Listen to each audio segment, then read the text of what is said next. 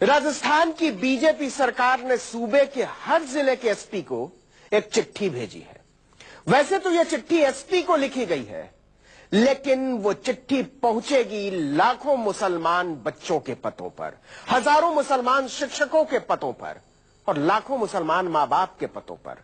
फरमान जारी हुआ है कि सूबे के हर मदरसे के हर प्रबंधक, हर शिक्षक और हर बच्चे का पूरा हिसाब किताब दर्ज किया जाए। मतलब थानेदारों को मदरसों के दरवाजों पर डंडा फटकारने की छूट दे दी गई है। बीजेपी के एक विधायक को शक है कि मदरसों में देशद्रोही पलते हैं।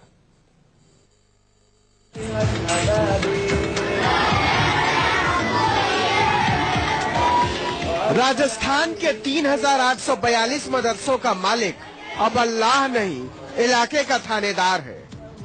आलिम से लेकर इल्म के तलबगार तक थानेदार की रहम पर हत्यारों, लुटेरों, बलात्कारियों, उचक्कों को नहीं संभाल पा रहे तो अब मदरसों का मुख्तार बना दिया है थानेदार को। चलिए बताइए मौलाना, कितने बच्चे पढ़ते हैं? बताइए कौन कौन पढ़ाता है? बताइए क्या पढ़ाते हैं आप? बताइए कैसी सोच रखते हैं आप?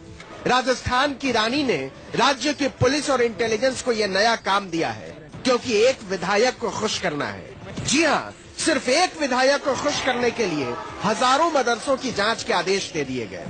क्योंकि मामला पुलिस से जुड़ा हुआ था नहीं, ना हम अपराधी है, ना कोई हमारी संदिग्ध गतिविधियां में लिप्तता का कोई मामला सामने आ रहा है। पुलिस ने जो बिंदु तय किए हैं, हमें उन बिंदुओं से खास तौर से ऐतराज है।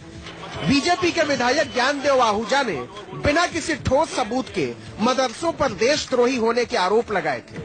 मजाक ये है कि मुख्यमंत्री वसुंधरा राजे ने बिना देर किए इन आरोपों पर अपनी रजामंदी की मुहर लगा दी और राजस्थान के थानेदारों को मदरसों के दरवाजे पर खड़ा कर दिया। हर जिले के एसपी को 14 बिंदुओं की चिट्ठी भेजी गई है। हर थानेदार अपने इलाके के हर मदरसे की जांच करेगा। मालिक या संचालक का नाम सरकार को भेजेगा। हर शिक्षक और मौलवी का नाम पता दर्ज करेगा। शिया, सुन्नी, देवबंद या बरेलवी का पता लगाएगा। स्थानीय और बाहरी छात्रों का पूरा ब्यौरा भेजेगा। कौमी तालीम को लेकर बीजेपी सरकार का ये तंग नजरिया मुसलमानों को बेचैन कर गया है। वो कहते हैं, हर शिक्षक और हर बच्चे की जांच का क्या मतलब?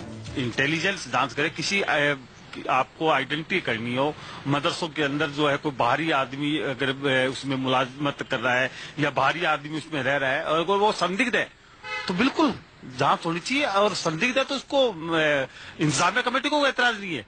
वसुंधरा सरकार की नीयत मुसलमानों के कटघरे में है, क्योंकि मदरसे राजस्थान में गरीब अल्पसंख्यक बच्चों की तालीम का बहुत बड़ा हिस्सा है। राजस्थान में कम से कम 3842 मदरसे हैं। इनमें से 3523 मदरसे प्राथमिक स्तर पर मदरसा बोर्ड से पंजीकृत हैं। 319 मदरसे उच्च प्राथमिक स्तर पर बोर्ड से पंजीकृत हैं। 729 मदरसों की मान्यता बोर्ड ने खुद रद्द कर दी है। सरकार के मुताबिक कोई 1000 मदरसे गैर पंजीकृत भी हैं।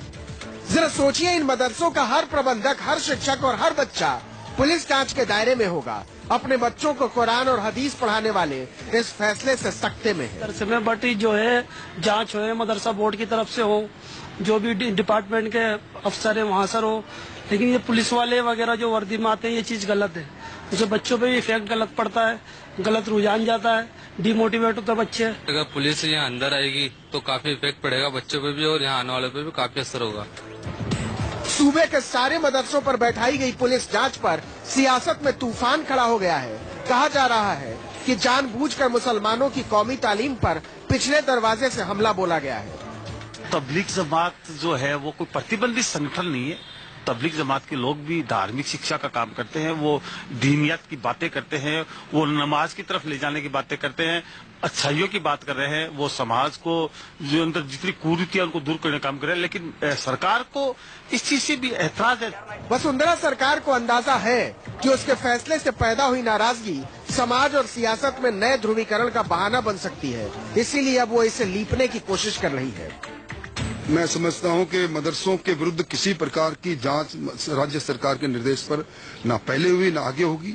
एक सामान्य प्रक्रिया है, ये मात्र जानकारियों का संकलन है।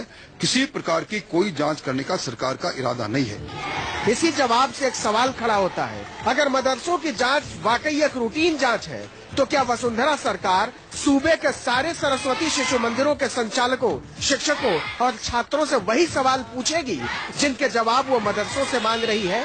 अगर नहीं तो मान लीजिए कि नीयत में खोट है। केजे श्रीवत्सन, जयपुर, न्यूज़ 24।